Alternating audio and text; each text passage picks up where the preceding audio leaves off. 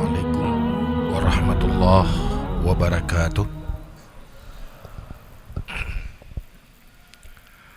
Alhamdulillahi rabbil alamin. Allahumma salli wa sallim ala sayyidina Muhammad wa ala alihi wa sahbihi ajma'in. Rabbi syrah li sadri wa yassir li amri wa hlul 'uqdatam min lisani yafqahu qawli. Allahumma ja'alna minal mukhlisin, Allahumma ja'alna minal mutawaddi'in birahmatika ya arhamar rahimin. Setelah kita memuji Allah Subhanahu wa taala serta berselawat kepada Rasulullah sallallahu alaihi wasallam, juga kepada keluarga dan sahabat-sahabat sekalian, berikutnya takzim, takrim, penghormatan kepada seluruh guru-guru, para alim ulama, pimpinan daya, pimpinan balai pengajian, guru majlis taklim, istimewa kepada panitia pelaksanaan majlis taklim Tastafi, lebih istimewa lagi kepada seluruh jamaah majlis ilmu, majlis zikir. Semoga Allah memberi keberkatan di atas kehadiran kita pada malam ini untuk melaksanakan pengajaran ilmu, juga zikir, bermanfaat untuk masa depan kita dunia dan akhirat. Alhamdulillah, dengan takdir Allah, pada malam ini kita membuka judul pengajian, yaitu peran tasawuf dalam pembangunan bangsa. Dalam hal itu kita perlu mengerti dua hal. Pertama, berkaitan dengan tasawuf. Yang kedua, dengan konsep pembangunan bangsa. Bagaimana korelasi keduanya? Apakah tasawuf itu sesuatu yang sangat urgen sekali untuk menjadi bangsa yang kuat, bangsa yang eksis? Atau ada sebagian mempersepsikan tasawuf, pertama, meninggalkan hal duniawi yang berakibat kepada lemahnya eksistensi di dalam persaingan duniawi. Ini sebuah persepsi yang sangat keliru. Kalau kita benar-benar mengerti persoalan inti dari tasawuf, maka sekarang kita coba membahas hal yang paling mendasar dan paling inti, yang tidak mungkin kita bahas secara panjang lebar. Itu butuh waktu lama sekali. Paling kita membahas nilai-nilai yang paling substansial, yang paling inti di dalam tasawuf. Bagaimana korelasinya dengan pembangunan bangsa ini? Pertama, kita harus mengerti bahwa tasawuf adalah salah satu bidang ilmu yang menjadi misi daripada Rasulullah sallallahu alaihi wasallam. Salah satu misi yang penting dan terpenting di dalam misi Rasulullah sallallahu alaihi wasallam. Karena tasawuf dalam arti yang sebenarnya adalah sebuah sikap dan perilaku tauhid yang menjadi manifestasi terjemahan dari tauhid yang ada di dalam hati. Pertama, kita tahu dalam sejarah perjuangan Rasulullah sallallahu alaihi wasallam, innama bu'istu liutammima makarimal akhlak. Itu semua kita sudah tahu. Hanya saja aku dibangkitkan untuk menyempurnakan akhlak. Dalam perjuangan Rasulullah, masa-masa di Mekah hanya gencar mendakwahkan tauhid, sehingga tidak banyak persoalan-persoalan hukum. Persoalan hukum banyak setelah periode Mekah. Persoalan tauhid. Kita bertanya, apa kaitan tauhid dengan akhlak? Rasulullah mengatakan, innama bu'istu liutammima makarimal akhlak. Tetapi yang gencar perjuangan di tahap awal adalah persoalan ketauhidan, meluruskan ketauhidan. Ini pertanda bahwa antara tauhid dan akhlak sangat berkorelasi. Dua hal yang tidak pernah terlepas. Beda dengan penafsiran akhlak dalam persepsi non-tauhid, orang yang tidak beriman. Akhlak yang diperjuangkan oleh Rasulullah adalah akhlak yang merupakan manifestasi dari iman. Sehingga akhlak ini semacam bentuk tauhid amal. Kalau tauhid yang diperjuangkan sebelum di awal-awal periode perjuangan Rasulullah itu tauhid i'tikad. Artinya sebuah keyakinan yang dari situ akan lahir sebuah bentuk pemikiran dan perilaku yang menjadi manifestasi dari keyakinan itu sendiri. Artinya pencerminan dari tauhid. Seorang yang bersikap baik belum tentu berakhlak.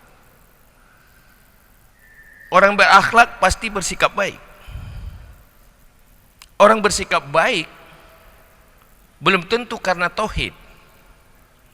Maka berbeda antara sikap baik didasari oleh tauhid dengan sikap baik didasari oleh pertukaran kepentingan duniawi.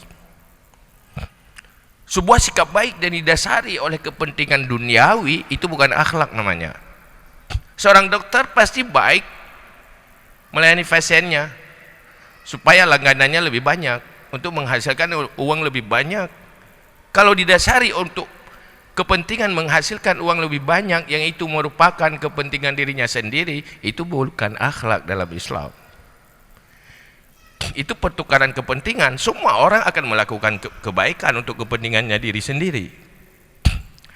Maka oleh karena itu, pertama yang harus kita tahu bahwa dari tauhid yang benar, keimanan yang benar yang hidup di dalam jiwa seseorang akan memunculkan pemikiran yang baik dan perilaku yang baik. Itulah yang dinamakan dengan akhlak. Akhlak inilah yang menjadi orientasi utama di dalam tasawuf. Sehingga inti dari tasawuf, sebagaimana yang digambarkan oleh Imam Ghazali, dua hal. Ini yang perlu kita tahu, persoalan yang paling inti. Sehingga Imam Al-Ghazali di dalam kitab wasiatnya, kitab Ayyuhal Walad, mengatakan, Summa'lam anna tasawuf khaslatani. Tasawuf itu dua perkara.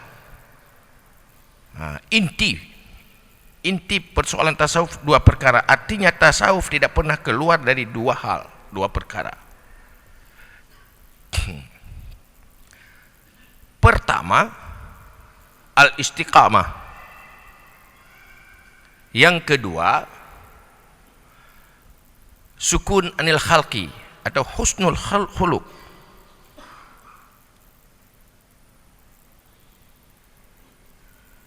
istiqamah dan punya sikap yang baik di dalam interaksi antar sesama makhluk. Dua hal. Istiqamah adalah sebuah kekuatan yang ada di dalam jiwa yang berangkat dari keimanan.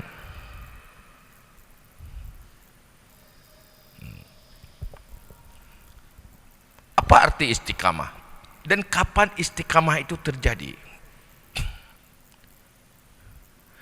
Seseorang baru memiliki sifat istiqamah di saat dia punya kemampuan mengorbankan nafsunya untuk kepentingan dirinya.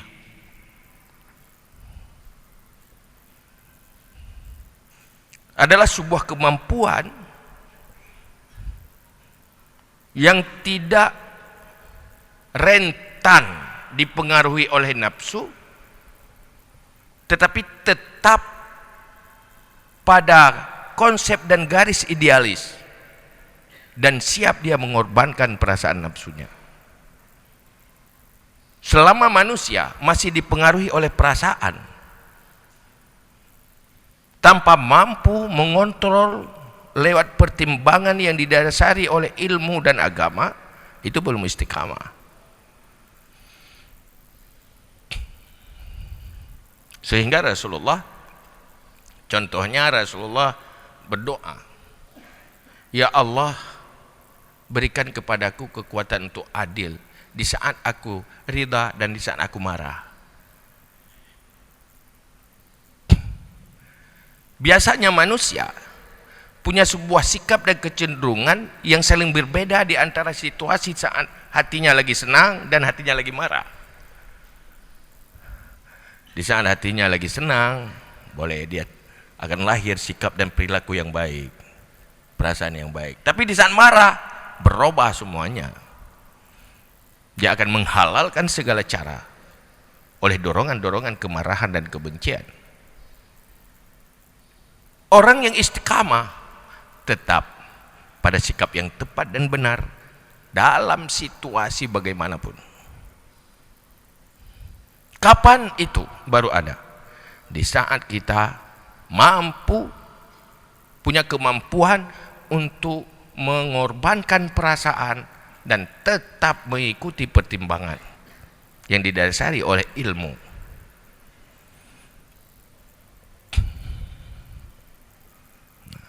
Itu istiqamah. Selama manusia tidak mampu mengorbankan perasaan, hanya mengikuti selera nafsu dan perasaan, omong kosong berencana untuk istiqamah.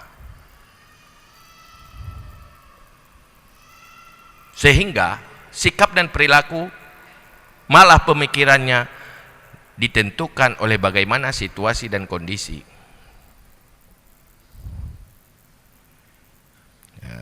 Sehingga kena lebut nyoba saya lagi kling capi batai balaut tabuh lumo tetro udara tabuh mano tali.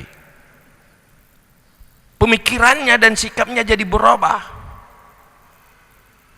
Di saat berada di tengah lautan, dia bernazar siap mengorbankan satu lembu. Kalau sudah berada di daratan, itu batal dengan sendirinya, membuat tidak istiqamah. Kenapa? Nafsunya sudah berubah lagi. Tasawuf akan melahirkan manusia yang punya komitmen yang tinggi, tidak gampang dirubah dan diobang-ambing oleh situasi dan kondisi.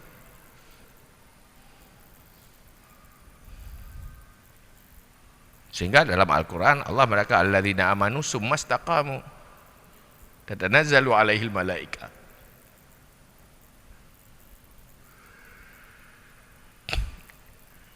Dalam bangsa kita, sebuah bangsa yang kuat adalah bangsa yang punya komitmen,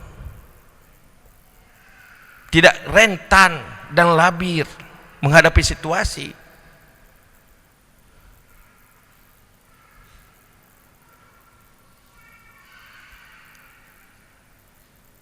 Bangsa yang selalu bisa memakai kacamata kuda tidak terpengaruh oleh suasana. Bayangkan,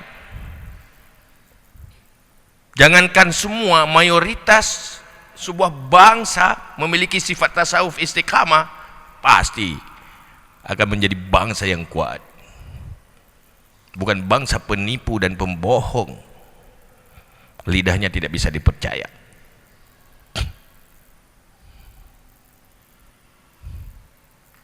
Sulit. Sebuah idealis, sebuah komitmen kita pertahankan tanpa kepribadian yang istiqamah. Inilah yang salah satu inti dan orientasi dari tasawuf itu sendiri.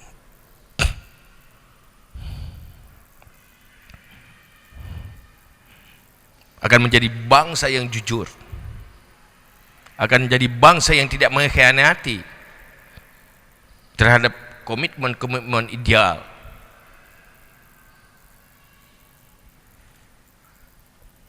Karena manusia punya nafsu.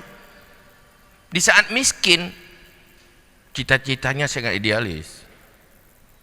Kalau saya kaya, saya akan beramal, saya akan melakukan ini, membantu itu. Kalau saya berkuasa akan begini, akan begitu. Tetapi ketamakan yang ada di dalam jiwa akan menghancurkan komitmen itu. Orang yang istiqamah pasti tidak mampu dihancurkan oleh ketamakan-ketamakan. Berhadapan dengan uang, berhadapan dengan materi, hilang nilai idealis dulu. Timbul semangat lain. Timbul keinginan-keinginan lain. Dulu memang benar bercita-cita seperti itu, bukan untuk membohongi, cuma kebenaran itu berubah karena tidak istiqamah. Maka orang tidak istiqamah itu, walaupun dia mau berbicara jujur, tapi masih tetap tidak bisa dipercaya. Komitmennya itu dirubah oleh sebuah situasi dan kondisi di dalam perjalanan waktu. Itu yang pertama. Itu inti dari tasawuf. Di saat istiqamah, ridha Allah menjadi tujuan, syurga menjadi tujuan, selamat dari neraka menjadi tujuan, kuburan menjadi kebun syurga, menjadi sebuah perjuangan penting. Bagaimanapun berubah dunia ini, walau langit akan runtuh, tetap orientasi itu tidak pernah hilang, tidak tergoda oleh dunia. Itu pribadi istiqamah. Ini inti dari tasawuf sebenarnya. Yang kedua, husnul khuluq, bagus akhlak dengan manusia.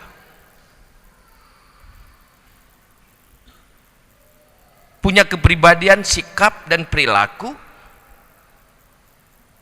yang menyenangkan manusia lain, yang bermanfaat kepada yang lain. Imam Al-Ghazali menafsirkan bagus akhlak di dalam interaksi antar sesama manusia, yaitu huwa alla tahmilan nas ala muradi nafsika, bal tahmilu nafsaka ala muradihim malam yukhalifus syar. Bagaimana bagus akhlak? Jangan bahwa tidak engkau giring manusia untuk kepentingan dirimu, tapi engkau giring dirimu untuk kepentingan manusia. Jangan jadikan manusia yang lain untuk menghasilkan kepentingan nafsumu dan dirimu, tapi jadikan dirimu untuk kepentingan orang lain. Tidak pernah egois, tidak pernah punya mental kapitalis. sehingga hidupnya untuk bermanfaat kepada yang lain. Ini linear dengan apa yang diucapkan Rasulullah, khairun nas anfa'uhum linnas. Manusia terbaik itu manusia yang paling banyak manfaatnya kepada manusia yang lain.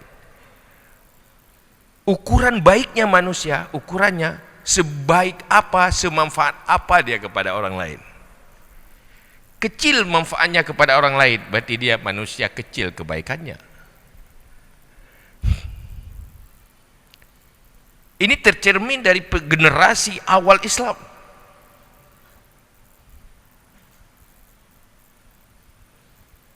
Kita pernah tahu dalam sebuah sejarah sahabat, yaitu para orang-orang miskin,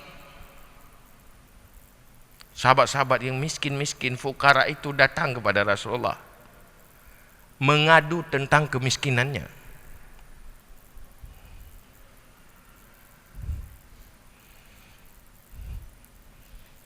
Apa yang dia adu? Yang sangat berbeda dengan pengaduan muslim-muslim yang miskin generasi akhir. Ya Rasulullah, kami diperintahkan oleh Allah untuk berlomba pada kebaikan.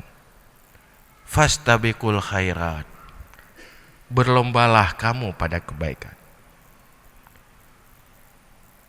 Kami memang orang yang selalu dalam hidup berlomba di dalam berbuat kebaikan. Tetapi kami ada sebuah masalah yang membuat kami kalah di dalam perlombaan karena kemiskinan. Kalau kebaikan bermodalkan tenaga dan pikiran, kami masih optimis bisa berlomba. Pikiran sehat, tenaga juga ada. Kalau kebaikan-kebaikan yang bermodalkan pemikiran dan tenaga, kami siap, nggak bisa kalah. Tetapi kebaikan yang berlomba, yang bermodalkan harta, kami terkalahkan dengan orang-orang kaya. Kami cemburu melihat orang kaya berinfak, memberi sedekah. Kami tidak punya apa-apa. Mereka bersedih sekali, galau sekali. Kenapa? Karena dia tidak mampu memberi seperti orang kaya memberi.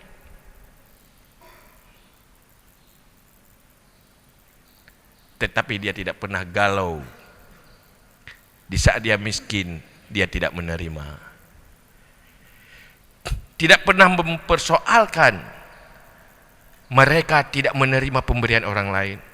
Tetapi dia mempersoalkan bagaimana supaya bisa kami memberi sebagaimana orang lain yang memberi. Kenapa? Mereka berakhlak. Mereka ingin dirinya menjadi yang terbaik. Jalur ulya khairun menjadi sufla. Tangan di atas lebih baik daripada tangan di bawah. Di saat dia berada dalam posisi penerima, sebuah kesedihan dan kegalauan.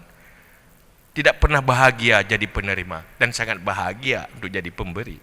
Walaupun dia dalam posisi penerima. Adakah akhlak seperti itu yang terbangun di generasi akhir Islam? Bayangkan sebuah bangsa yang punya karakter seperti itu, bagaimana jadi bangsa ini? Bagaimana jadi damainya hidup ini? Yang kaya senang memberi, yang miskin tidak akan jadi predator bagi yang kaya. Tidak membebani orang lain. Hidupnya sangat mandiri. Yang punya harta mandiri dengan kekuatan hartanya. Yang miskin mandiri dengan kekuatan kesabarannya. Pasti konflik itu tidak akan terjadi. Bukankah akan terjadi sebuah bangsa yang kuat dan kompak? Sebaliknya, di saat manusia hilang akhlak, dia tidak pernah berpikir bagaimana hadir bermanfaat kepada orang lain. Tetapi bagaimana orang lain memberi manfaat untuk dia, pasti akan menimbulkan rasa kecewa dan akan diteruskan oleh dendam. Pasti dengki dan permusuhan akan terjadi. Kesatuan dan kekompakan pasti hilang oleh akhlak yang penuh dengan pertentangan kepentingan. Akhirnya kehancuran bangsa ini benar-benar bukan karena kemiskinan, tetapi karena miskin akhlak, bukan miskin harta.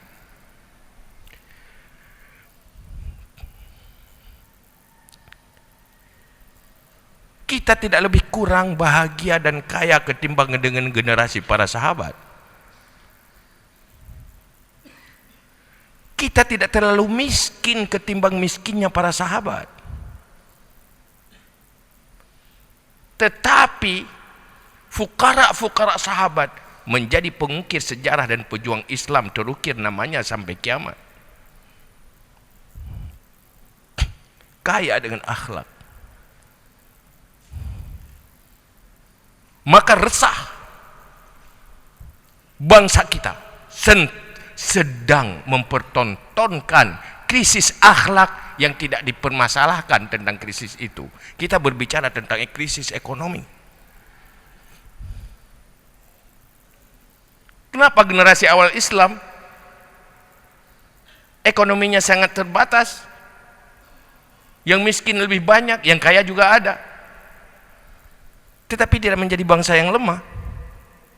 Yang kaya benar-benar pemberi bagi yang miskin. Yang miskin tidak pernah kecewa dan bermusuhan dengan yang kaya. Karena kekayaan akhlak. Inilah pembenaran bahwa apa? Innamal umamu akhlaquma baqiyat wa inhum muzahabat akhlaquhum zahabu. Kekuatan sebuah bangsa adalah akhlak dan moralnya. Jika akhlaknya hilang, maka hancurlah bangsa itu.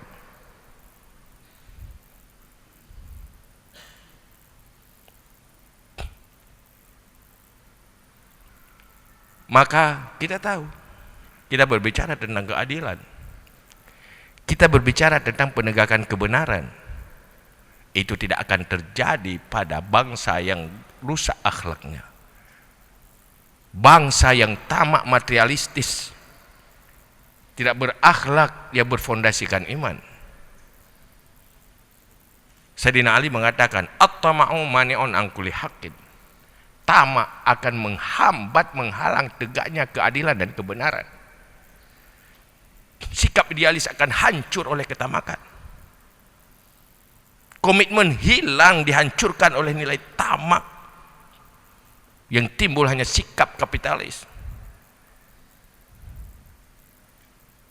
Malah menghalalkan segala cara mengorbankan kepentingan orang lain demi kepentingan dirinya. Ini pencerminan dari gagal tasawuf.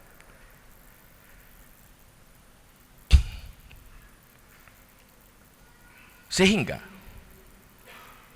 hilang kekuatan yang ada di tangan umat menjadi kekuatan bagi kebaikan-kebaikan, karena semua kekuatan berada pada tangan-tangan yang gagal akhlak. Gagal akhlak itulah gagal tasawuf. Gagal tasawuf itulah gagal akhlak. Coba bayangkan, di saat sebuah bangsa mayoritas saja, jangan semuanya, mayoritas punya perilaku, dia selalu memikirkan bagaimana hadir bermanfaat kepada orang lain, bukan memanfaatkan orang lain. Bayangkan bagaimana suasana sebuah bangsa, bagaimana kekompakannya.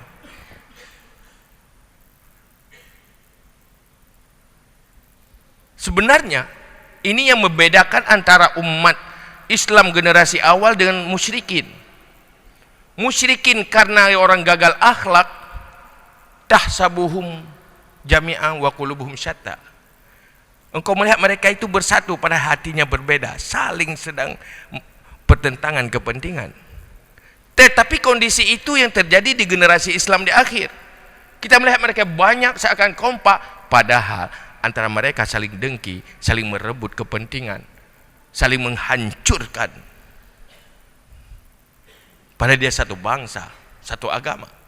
Kenapa? Ini pencerminan dari gagal akhlak. Maka urgen sekali. Kembali kepada konsep tasawuf, tiada jalan lain. Jangan terjemahkan tasawuf hidup mengisolasi diri, hidup menghindar. Tasawuf itu hidup perjuangan untuk memperbaiki semuanya. Begitulah kira-kira intinya. Tasawuf adalah dua hal yang paling esensi, yang paling substansial, yaitu pertama istiqamah, yang kedua husnul khalqi. Istiqamah artinya